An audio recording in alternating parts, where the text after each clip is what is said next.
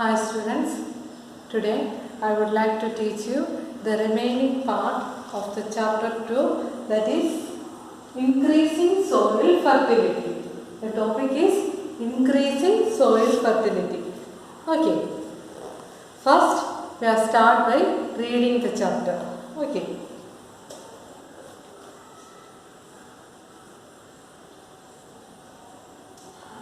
Can you see this? Increasing soil fertility.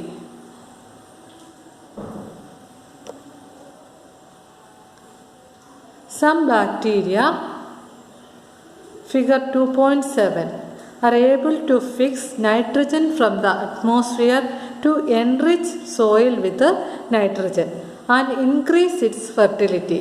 These microbes are called biological nitrogen fixers. In the previous class we are already study about the nitrogen fixation. അല്ലേ? അപ്പോൾ nitrogen fixation എങ്ങനെയാണ് നടക്കുന്നതെന്ന് പഠിച്ചു. എങ്ങനെയാണ് നമ്മൾ പഠിച്ചത്?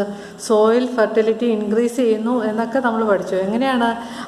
ലെഗൂമിനോസ് പ്ലാന്റിൻ്റെ റൂട്ടിലുള്ള റൈസോബിയം പോലുള്ള ബാക്ടീരിയ അറ്റ്മോസ്ഫിയറിക് നൈട്രജനെ ഫിക്സ് ചെയ്യാനായിട്ട് ഹെൽപ്പ് ചെയ്യുന്നു. അങ്ങനെ ആണ് സോയിലിൽ നൈട്രജൻ്റെ അളവ് കൂടും.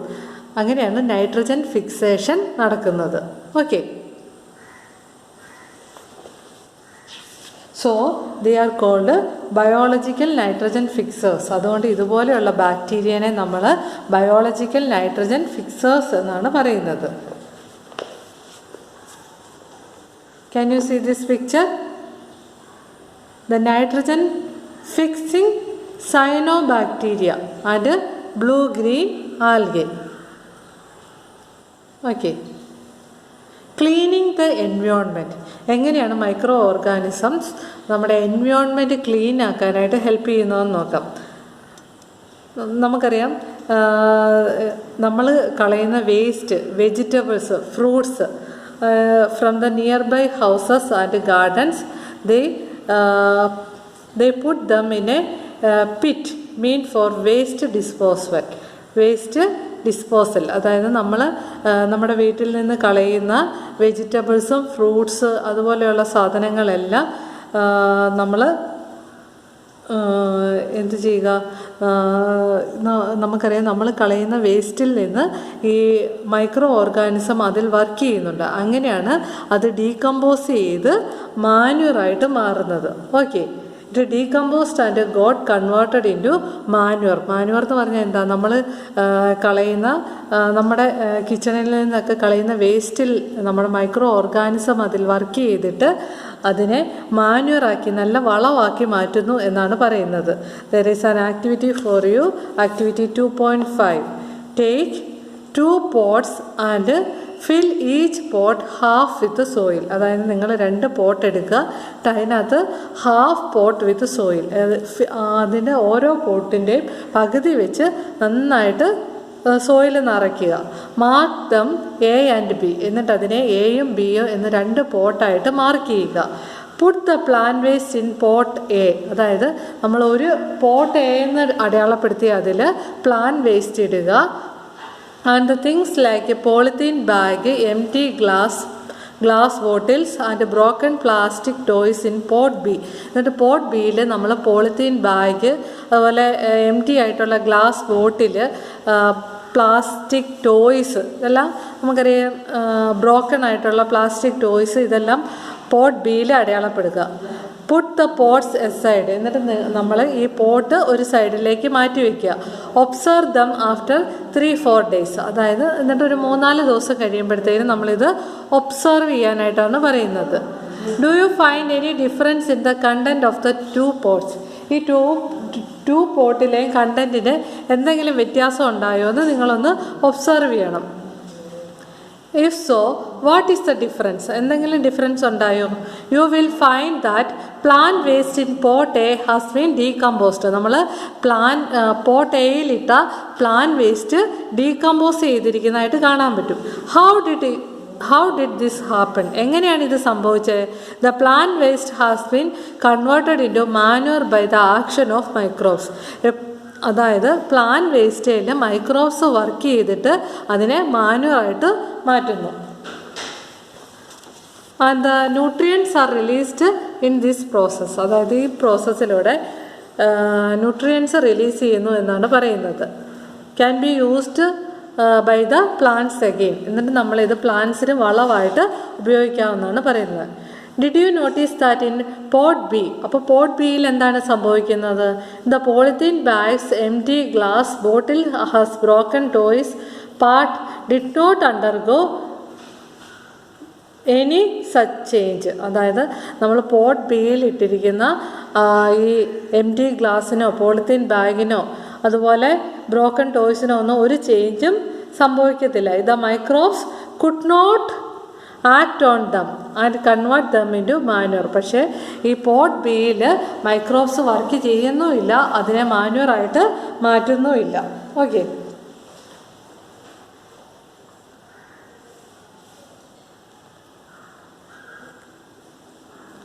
അതുപോലെ തന്നെ you find that the decaying of plants and sometimes dead animals, decaying of plants and sometimes the dead animals on the ground. അതായത് നമുക്കറിയാം ഈ പ്ലാന്റ്സ് അതുപോലെ തന്നെ ഈ ആനിമൽസ് ഇതൊക്കെ എങ്ങനെയാണ് ഡെഡായി കഴിയുമ്പോഴത്തേന് ഡിസപ്പിയർ ആയി പോകുന്നത് നിങ്ങൾ ശ്രദ്ധിച്ചിട്ടുണ്ടായിരിക്കും.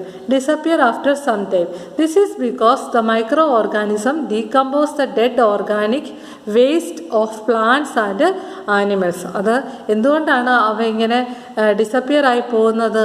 കാരണം അതിനെ ഡീകമ്പോസ് ചെയ്യുന്നുണ്ട്. മൈക്രോ ഓർഗാനിസം അതിനെ ഡീകമ്പോസ് ചെയ്യുന്നു.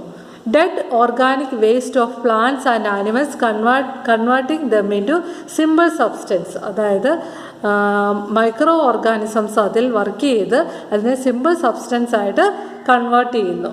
Okay, next is harmful micro organism. Harmful micro organisms. Some micro organisms are harmful in many ways. നമുക്കറിയാം ചില മൈക്രോ ഓർഗാനിസംസ് ഹാർംഫുൾ ആയിട്ടുള്ളതാണ്. Some of the micro organism cause disease in human beings. നമുക്കറിയാം micro organism മനുഷ്യരിൽ എന്തുണ്ടാക്കുന്നുണ്ട്? Disease ഉണ്ടാക്കുന്നുണ്ട്, അല്ലേ? Such disease causing micro organisms are called pathogens. What are pathogens? Pathogens എന്ന് പറയുന്നതാണ് disease causing micro organisms are called pathogens. What are pathogens? Disease causing microorganisms are called pathogens. Okay, നമുക്കറിയാം നമ്മുടെ dress അതുപോലെ തന്നെ leather bag ഇതൊക്കെ കുറച്ച് നാൾ നമ്മൾ യൂസ് ചെയ്യാതിരിക്കുകയാണെങ്കിൽ അത് സ്പോയിലായിട്ട് പോകുന്നതാണ്. അതെന്തുകൊണ്ടാണ്? മൈക്രോ ഓർഗാനിസംസ് സ്പോയിൽ, അല്ലേ? Micro organism spoil food, clothing and leather. ഇതൊക്കെ സ്പോയിലാക്കി കളയുന്നത് മൈക്രോ ഓർഗാനിസംസ് ആണ്. Okay, disease causing micro organism. നമ്മുടെ ശരീരത്തിൽ പതോജൻസ് എൻ്റർ ചെയ്യുന്നത് എങ്ങനെയാണ്? The pathogens enter our body through the air we breathe. നമ്മൾ ബ്രീത്ത് ചെയ്യുന്ന എയറിൽ കൂടെ ഈ pathogens disease causing micro organisms നമ്മുടെ ശരീരത്തിലെത്തും.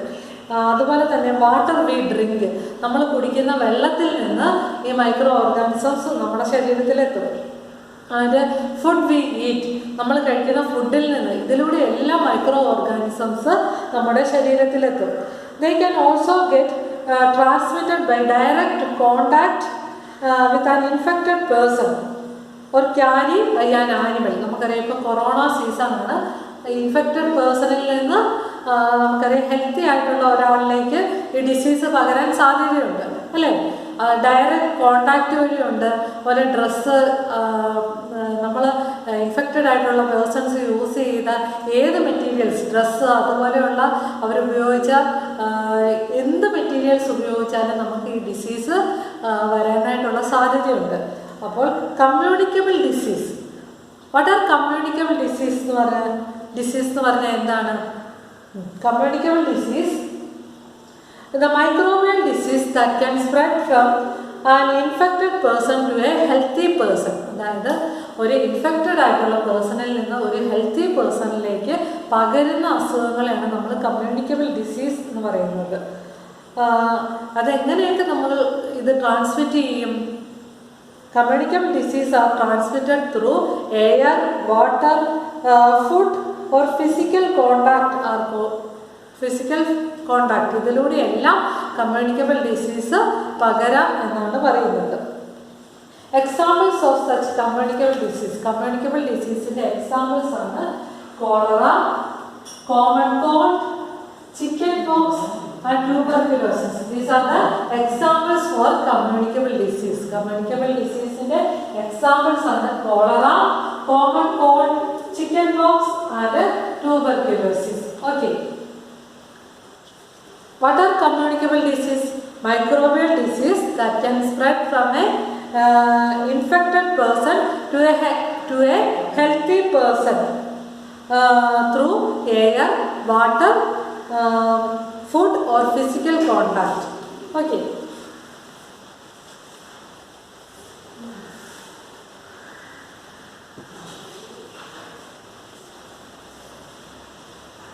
Next is when a person suffering from common cold sneeze fine droplets of moisture carrying thousands of virus and spread in the air. The virus may enter the body of a healthy person while breathing and cause infection. അതായത് ഒരു called ഉള്ള ഒരാൾ തുമ്മുമ്പോഴോ ചുമയ്ക്കുമ്പോഴോ ഈ droplets വായുവിൽ പകരും. എന്നിട്ട് ഈ droplets healthy ആയിട്ടുള്ള ഒരാൾ ബ്രീത്ത് ചെയ്യുമ്പോഴത്തേക്കിന് അയാളുടെ ശരീരത്തിലെത്തും. അങ്ങനെ ഇൻഫെക്ഷൻ കോസ് ചെയ്യുമെന്നാണ് പറയുന്നത്. Then how do you prevent the spread of communicable disease? Communicable disease എങ്ങനെ നമുക്ക് പ്രിവെൻറ്റ് ചെയ്യാം? We should keep a handkerchief on the nose and mouth while sneezing. അതായത് തുമ്മുമ്പോഴോ ചുമയ്ക്കുമ്പോഴോ നമ്മൾ ഒരു ടവൽ കൊണ്ട് നമ്മുടെ വായൊന്ന് പൊത്തിപ്പിടിക്കുക. It is better to keep a distance from infected person. അതായത് ഇൻഫെക്റ്റഡ് പേഴ്സണിൽ നിന്ന് ഒരു ഡിസ്റ്റൻസ് കീപ്പ് ചെയ്യുക. നമുക്കറിയാം ഈ കൊറോണ ടൈമിൽ നമ്മൾ മാസ്ക് ഒക്കെ യൂസ് ചെയ്യുന്നുണ്ട് അല്ലേ? അതുപോലെ തന്നെ നമ്മൾ സോഷ്യൽ ഡിസ്റ്റൻസിങ് ഇതൊക്കെ ചെയ്യുന്നത് എന്തിനാണ്? ഈ ഡിസീസ് സ്പ്രെഡ് ആകാതിരിക്കാൻ വേണ്ടിയിട്ടാണ്, അല്ലെങ്കിൽ നമ്മളിൽ വരാതിരിക്കാൻ വേണ്ടിയിട്ടാണ് നമ്മളിതൊക്കെ ചെയ്യുന്നത്. Okay.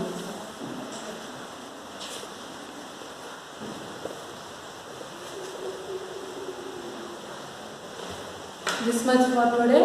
You study well. We will meet in the next class. Thank you.